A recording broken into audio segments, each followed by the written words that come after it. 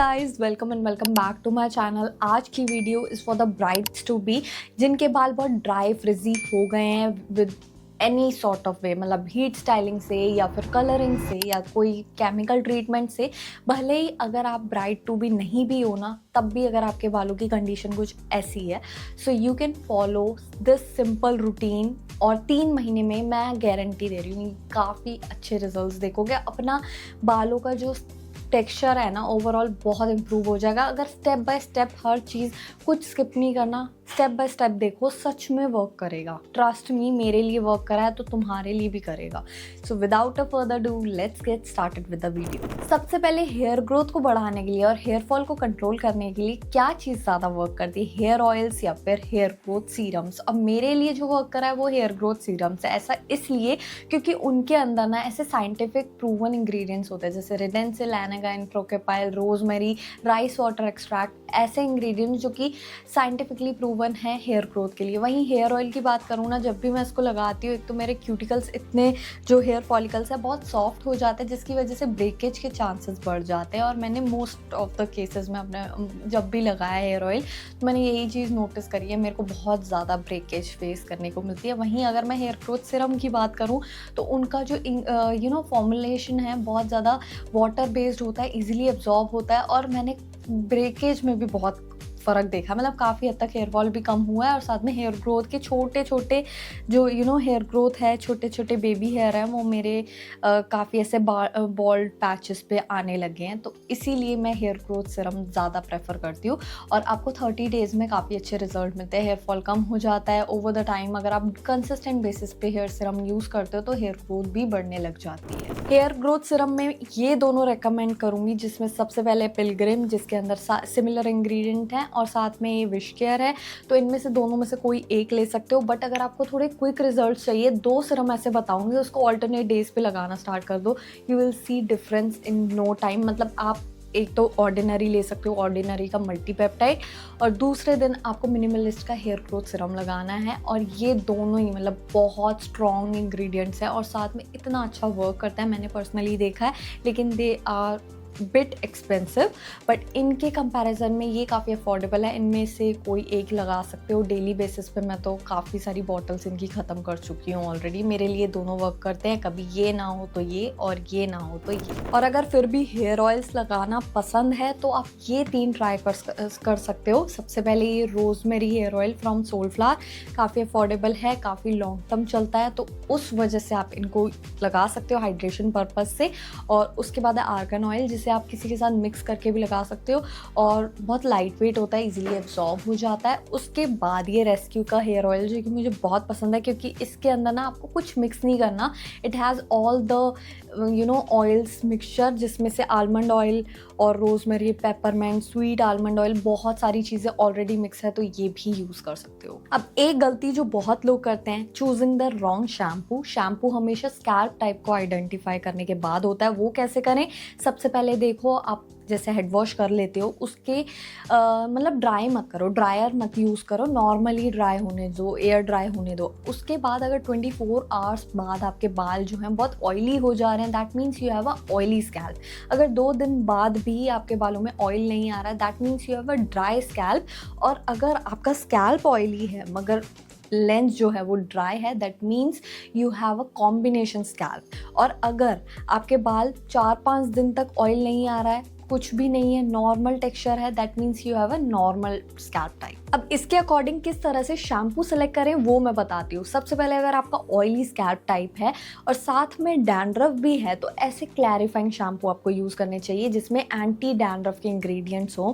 तो सबसे पहले जो रिकमेंडेशन रहेगी, अगर डैंड्रफ है तब, तो ये anti dandruff shampoo from Bare Anatomy, ये बहुत अच्छा वर्क करता है। मतलब आपके अगर 15 डेज़ में या एक मेंटेनेंस शैम्पू आपको चाहिए, डैंड्रफ ना आए, क्योंकि डैंड्रफ हर किसी के स्कैल्प पर आता है और नॉर्मल है वो बिल्कुल, मतलब ऐसा नहीं है, बहुत डरने वाली बात नहीं है, वो ट्रीटेबल है। अगर ऑयली डैंड्रफ है वो अच्छे से रिमूव हो सकता है। विदिन 15 डेज़ आपको ये लगाना चाहिए, या वीक में एक बारी भी अगर आप लगा रहे हो ना, तो आपको काफ़ी जल्दी रिजल्ट मिल जाएंगे, 2 वॉशेज़ में ऑलमोस्ट। उसके बाद आता है अगर आपका स्कैल्प टाइप जो है वो बहुत ज़्यादा ड्राई है देन ये शैम्पू बहुत अच्छे वर्क करेगा। काफ़ी अफोर्डेबल है, साथ में ये इसके अंदर ना पेप्टाइड्स हैं जो कि हाइड्रेटिंग इंग्रेडिएंट्स होते हैं, जिसकी वजह से आपके बालों को हाइड्रेशन मिलती है, तो वो उतना जल्दी ड्राई नहीं होता है, स्कैल्प इची या फ्लेकी नहीं होता है। तो प्लम का ये शैम्पू भी बहुत अच्छा है। उसके बाद ना अगर आपको जैसे कलरिंग करा रखी है, बहुत तरह के ट्रीटमेंट ले रखे हैं, तो थोड़े से महंगे आते हैं ये वाले शैम्पू, लेकिन ये बिल्कुल वर्थ इट होता है। मैं पर्सनली, मेरे बाल कलर्ड हैं और मैं इसको टेक केयर करने के लिए मैं ये दोनों शैम्पू ऑल्टरनेट बेसिस पे यूज़ कर लेती हूँ, कभी ऐसे भी यूज़ कर लेती हूँ। तो जैसे ये ओलाप्लेक्स का बॉन्ड मेंटेनेंस शैम्पू, या फिर आप रेडकेन का ये वाला शैम्पू ले सकते हो जो कि एसिडिक बॉन्डिंग कॉन्सेंट्रेट है। ये दोनों ही मेरे लिए वर्क करें। ये तो ऑलमोस्ट मैंने ख़त्म भी कर रखा है और इसका हाफ मैंने यूज़ भी कर रखा है। तो ये दोनों ही शैम्पू बहुत अच्छे हैं for the oily plus combination scalp भी अगर आपका है तो भी ये दोनों वर्क करेंगे। और साथ में हमने कलरिंग करा रखी है, बहुत सारी चीज़ें करा रखी है, तब भी ये आपके ऊपर अच्छे से सूट करेंगे। और ये चीज़ कोई भी नहीं बताएगा, लेकिन आपके बालों को ना एक्सफोलिएशन की ज़रूरत होती है, जैसे आपकी स्किन को भी होती है। अब इसको रिमूव करने के ना 15 डेज़ में एक बारी एटलीस्ट ग्लाइकोलिक टोनर यूज़ करने लग जाओ, you will C a great difference. मतलब आपको अपने स्कैल्प पर 15 मिनट्स के लिए लगा के छोड़ना है, 15 डेज़ में एक बारी बस, जिसकी वजह से जितना भी बिल्डअप है ना वो रिमूव होगा। तभी जितने भी हेयर ग्रोथ सीरम, जितने भी प्रोडक्ट्स आप लगाते हो वो अच्छे से वर्क कर पाएंगे, क्योंकि उसके ऊपर ना लेयर नहीं, बिल्डअप की लेयर नहीं जमी हुई है, जिसकी वजह से प्रोडक्ट अच्छे से डीपली पेनिट्रेट होगा और रिजल्ट्स तभी मिलेंगे। इसका एक अफोर्डेबल, ये तो 1200 अप्रॉक्स मुझे मिला था, लेकिन अगर इसका अफोर्डेबल वर्जन में से पूछोगे तो ये अर्थ रिदम का स्कैल्प स्क्रब भी आता है।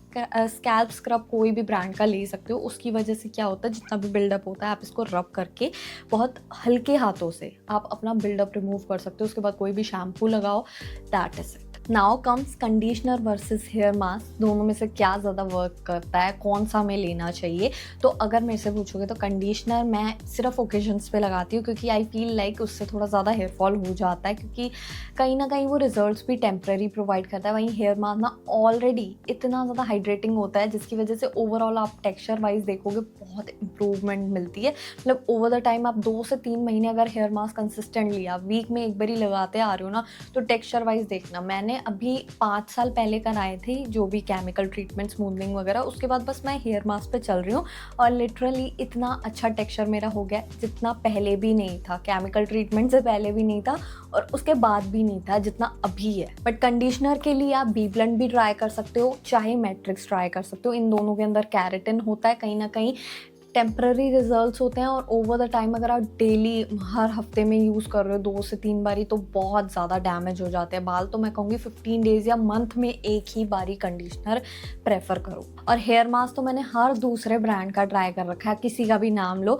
लेकिन सबसे ज़्यादा जो मुझे पर्सनली पसंद है अफोर्डेबल में, वो बी ब्लेंड का 7 रिवाइव, और ये मैंने बहुत लोगों को रिकमेंड करा है, दे लव इट। उसके बाद जो है अफोर्डेबल कैटेगरी में ये है argan oil from love beauty and planet. इनके बाकी प्रोडक्ट्स मुझे समझ नहीं आते, लेकिन दिस मास्क इज ओजी, मेरा सेकंड पैक है इसका भी, और बी ब्लेंड के भी मैंने बहुत सारे डब्बे ख़त्म कर रखे हैं।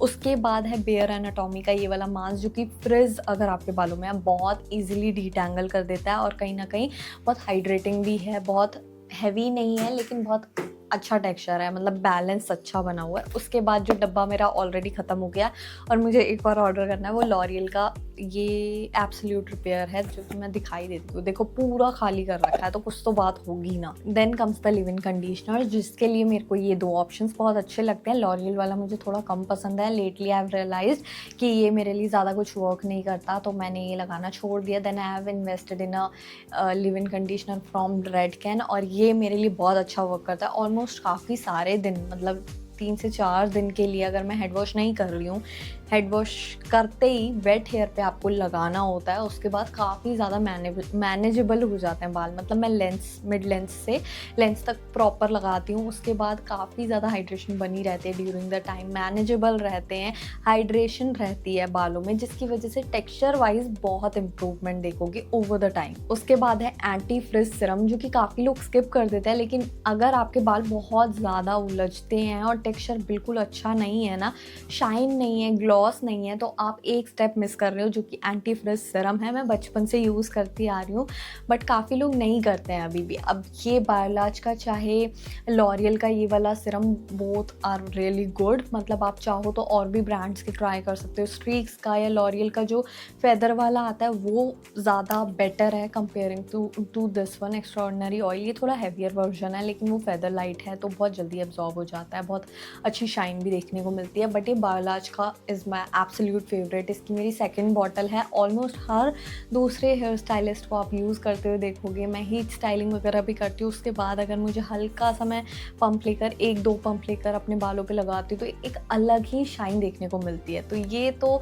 अफोर्डेबल होने के साथ साथ ना बहुत अच्छे रिजल्ट्स भी प्रोवाइड करता है। आप अपने ड्राई या वेट हेयर दोनों पे लगा सकते हो। सो या that is it for today's video. I hope you guys enjoyed it. If you like it, don't forget to like, share, comment and subscribe to my channel, and I'll see you guys in my next video. तब तक मुझे comments में बता देना इस video के और part चाहिए, मतलब आपको skin care, body care related, तो let me know in the comment section.